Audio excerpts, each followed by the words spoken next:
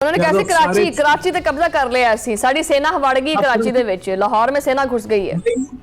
ਉਹਨਾਂ ਕਰਾਚੀ ਦੇ ਨਾਲ ਲੈ ਕੇ ਆ ਸੀ ਕਿ ਉਹਨਾਂ ਨੇ ਸਮੁੰਦਰੀ ਨੂੰ ਸਮਝਿਆ ਸੀ ਸ਼ਾਇਦ ਸਮੁੰਦਰ ਦੇ ਕਿਨਾਰੇ ਆ।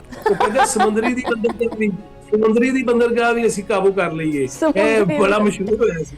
ਦੇਖੋ ਮੈਂ ਪਹਿਲੇ ਵੀ ਮੈਂ ਕਈ ਦਫਾ ਕਿਹਾ ਜੀ ਕਿ ਨੂਰ ਜਹਾਂ ਦੀ ਜ਼ੁਬਾਨੀ 65 ਦੀ ਜੰਗ ਅਸੀਂ ਜਿੱਤੀ ਸੀ। ਹੁਣ ਅਸੀਂ ਆਪ ਦੇਖ ਲਈਏ, ਬੱਚੇ ਨੇ ਦੇਖ ਲਈਏ, ਔਰ ਕਿਆਮਤ ਤੱਕ ਇਹ ਨਿਸਾਬ ਦਾ ਹਿੱਸਾ ਬਣੇਗਾ।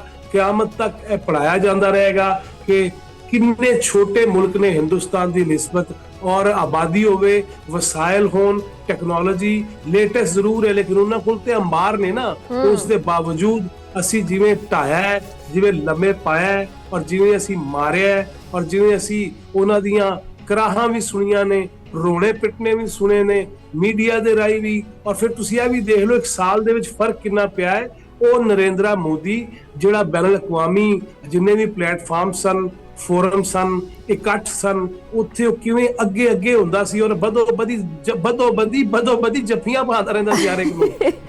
ਅੱਛਾ ਜਵਾਦ ਫੈਜ਼ੀ ਸਾਹਿਬ, ਵੈਸੇ ਬੜਾ ਮਜ਼ਾ ਆ ਰਿਹਾ ਤੁਹਾਡੀ ਪੰਜਾਬੀ ਸੁਣਨ ਦਾ ਨਾ। ਇਹਨਾਂ ਨੂੰ ਢਾ ਲਿਆ, ਲੰਮਿਆ ਪਾ ਲਿਆ, ਬਦੋ ਬਦੀ, ਮਤਲਬ ਲਫ਼ਜ਼ ਤੁਹਾਡੇ ਜਿਹੜੇ ਅਲਫਾਜ਼ ਨੇ ਬੜੇ ਮਜ਼ੇਦਾਰ ਲੱਗਦੇ ਪਏ ਨੇ।